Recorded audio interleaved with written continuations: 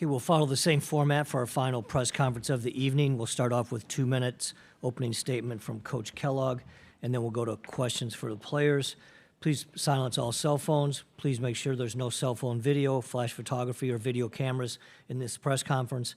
And media may access the press conference video at the NCAA digital workroom. When you have a question, please raise your hand and identify yourself by both name and affiliation. And first, we'll go to Coach Kellogg for opening statement.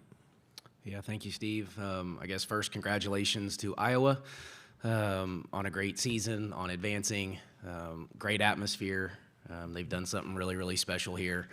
Fun to play in, fun to be a part of. Great talent, very well coached. So congrats to Iowa on advancing in the tournament. But with that said, I'm so proud of our team, the resiliency, that's kind of been our word all year, for them to be able to showcase what we've known. But I think a lot of people maybe didn't know about West Virginia women's basketball, so hopefully there were some eyes on this game tonight that people across the country got to see how special this group is. I've said all year this is the most fun, or one of the the best seasons that I've enjoyed in my coaching career in year 19 or 20 as a head coach, and I credit that to the players. They have just been phenomenal. We've talked about buy-in and allowing these kids to be themselves, and that was our goal, and I think we've been able to do that. But that defensive effort tonight was, I thought, just tremendous and special, and to do some of the things we did statistically to that team, for as good as they are offensively, was a credit to our players. Of course, wish we could have made a few more shots and done made a few more plays. But when we were tied with, I think, 5 minutes to go, that was what we wanted to be. The game went about to script for us, as far as holding them down and trying to give ourselves a chance late. So just so proud of our group. I mean, I am just tremendously proud to be the head coach at West Virginia, to coach this group of girls. And I look forward to the future, and certainly thank the senior group that got us to this point, because we're in a pretty good shape right now with our program. All right, we'll go to questions for the student athletes. We'll start off here in the front row. Aaron Parker, U92 Radio. For Jayla, during one of the home Big 12 games, I believe it was either Texas Tech or Houston, we kind of asked you about your whole 5-year career, and you said, my knees hurt. How are your feelings after this game, going toe-to-toe with Iowa for nearly 28 minutes? This probably won't be a shocker, but my knees definitely still hurt. But I'm just grateful to be able to even have this whole extra year to be able to play here at West Virginia. I'm just grateful to even be able to, have this team and this coaching staff that came and embraced all of us. So, yeah, I would just say I'm blessed to be here. Tanner Mounts, U92 Radio. This is a question for JJ. I know Jordan's not up here, but a lot of people are going to look and say that she only scored 3 points, but she also had 9 assists. If you could just speak to, her play and how important she was on the offensive end with those 9 assists on feeding the entire team. Jordan, even though, she may not have had a lot of points, but she do other things like defense. Her defense is amazing. Her passing skills are amazing. So even when she's not scoring, she'll still make something happen on that court, and we need her out there. Go ahead, Jen. Jen Hatfield with the Next. JJ, I'll address this to you, but Jayla, feel free to jump in as well.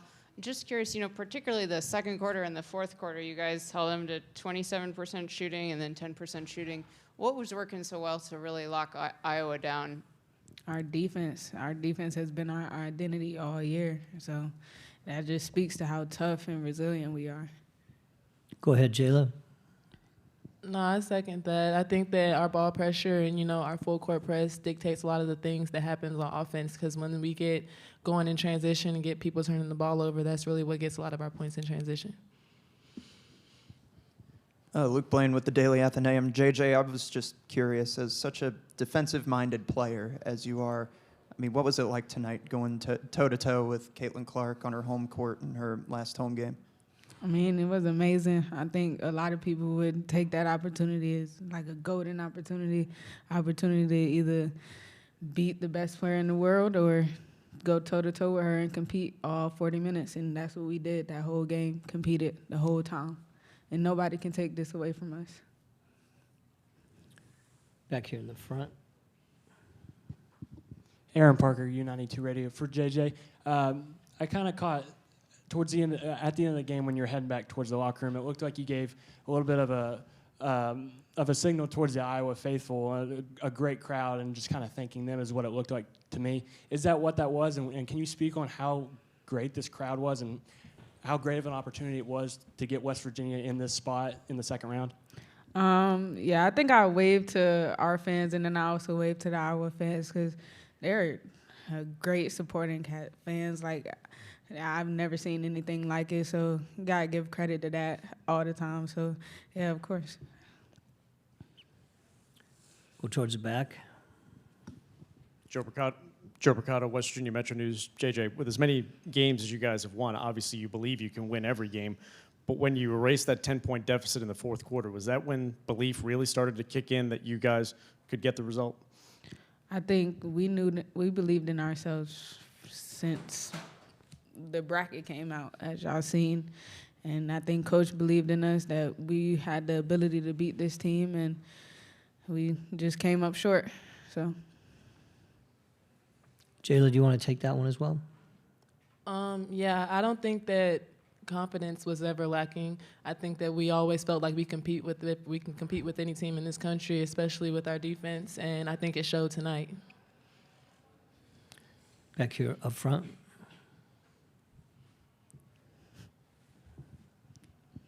Tanner Mounts, U92 Radio. I'll address this one to JJ, but Jayla, if you have something. If there was a message that you guys would send to the national media now that you were in the spotlight, you went toe-to-toe with Iowa, were tied with a couple minutes to go in the game, really locked them up defensively, is there anything that you'd want everyone to know about West Virginia basketball going forward? y'all keep watching us. We got more coming next season. Yeah, don't underestimate any of us. I think that West Virginia definitely is going to be on the map going forward, period. Any other questions for our players? Okay, thank you both. Thank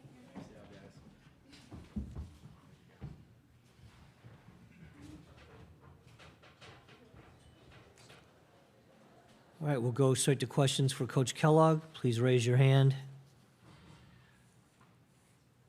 Go on the far side there, Brent. Steve Silverman, Ivy Hoops Online. Coach, seems like you're close to really breaking through and becoming a power program. I mean, not that you aren't already, but maybe to get, to a Sweet 16, an Elite 8, maybe even a Final Four. Can you talk about what it would take for your team to take that next step and become the kind of elite team I just described? Time, experience, probably more than anything else. Maybe some depth. So we're 3 coaches in 3 years, remember. So these kids were recruited by several different coaches that we had to blend together in 1 year. I think we're close. I think we've been close all year, but no one wants to give us, doesn't feel like a whole lot of credit. I thought our seed was not what we were, was not the representation. I don't think we were an 8 seed. I didn't think that. I don't think we got all the credit we probably deserved through the regular season.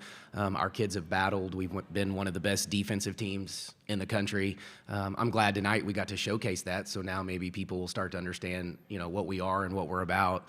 And so, yeah, I do think we're close.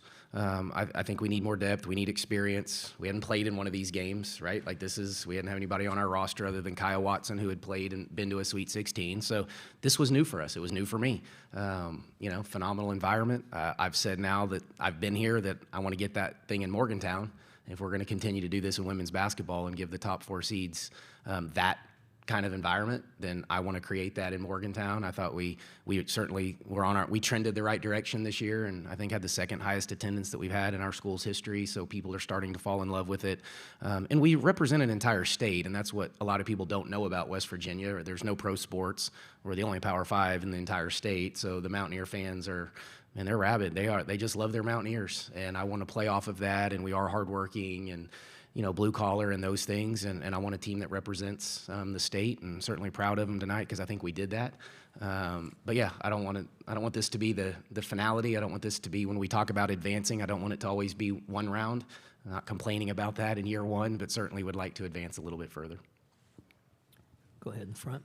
Luke Blaine, Daily Athenaeum. So you mentioned in your opening statement that you hope you showed basketball fans something they hadn't seen before with the West Virginia Mountaineers, or something they didn't know about. What do you hope that just general fans of basketball and women's basketball can take away from this Mountaineer team?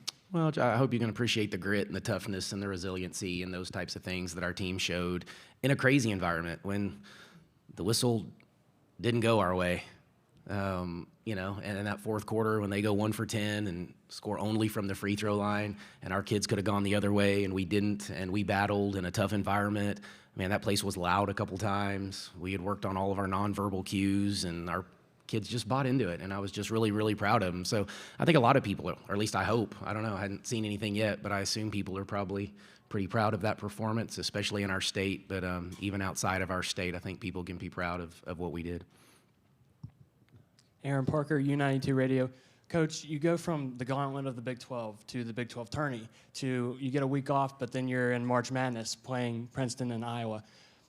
Such a great run, but how long do you take to kind of decompress before trying to address the transfer portal and trying to address maybe replacing Lauren and Jayla? Yeah, not long. With the portal the way it is, and somehow that's ridiculous, and that's probably another story for another time or conversation, but that thing does not need to be opening a week ago. You know, and so you're already doing some of it. So, you know, you're trying to prepare for an NCAA tournament, and the portal opens on the same day. You know, so no, you don't rest. There is no rest yet. So once you get your roster complete, you rest. So no, we'll get back at it tomorrow and probably be back on the phone. Hey, but maybe some recruits watch this one tonight and are like, hey, I would love to play in that system. So that's what you hope. Jen Hatfield with the next. Coach, I know you guys average forcing a bunch of turnovers. You had 15 tonight, not as many as you normally do, yet you held Iowa to 64 points. And what did you like best about your half-court defense? Yeah, no, we were still plus, I think 8 on the turnovers, and, you know, even on the second chance points, I think we had more offensive rebounds, right, than they did. So we won the possession battle. So a lot of that, too, in the press was going to be to slow them down. We needed possessions to be a little bit lower, did not want possessions to be too high tonight. So I thought we controlled that piece of it.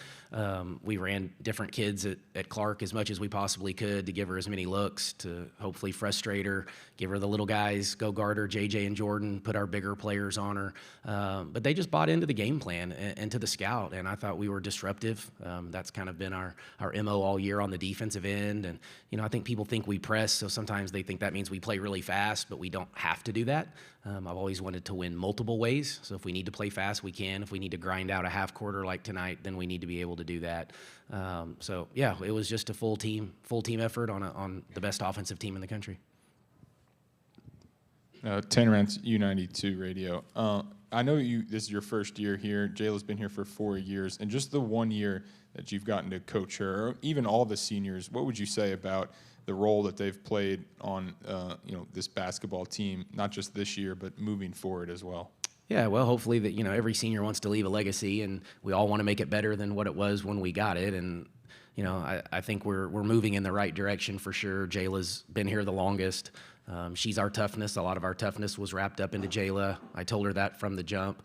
Really proud of her. She came off the bench for us all year after starting the vast majority of her career, and took it with flying colors and has been really good. And I loved her tonight. I know she didn't shoot it great, but still loved her out there. Lauren, you know, struggled here a little bit offensively late in the year, but she's one of the premier defenders in the country. And then Tavi Diggs is our other senior who didn't get to play tonight, or here, but had some really good moments for us. And she was a transfer that's been here a couple years. So really, really good senior class that left a really nice legacy for us as we move forward.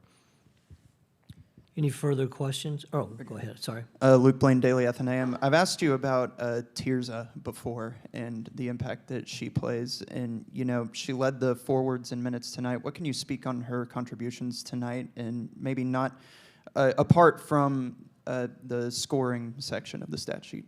Yeah, no, Tirza was really good. She's battled injuries multiple times this year that just really affected her flow and rhythm for the most part. And, you know, we thought it was probably going to have to be her and Kylie just because of how fast their post players are, especially Stolke in the open floor. So we needed some speed to hang with them because they're so good when they get out in transition. So Tirza needed to play big minutes. I was proud of her. I thought she battled her butt off and gave us some great minutes and a few big buckets for us. And Probably I thought she got a whistle on a couple more too that we didn't get. So really disappointed in that, but not from Tirza's standpoint, just that we didn't get the opportunity to kind of play through some of the whistles. All right, thank you, Coach.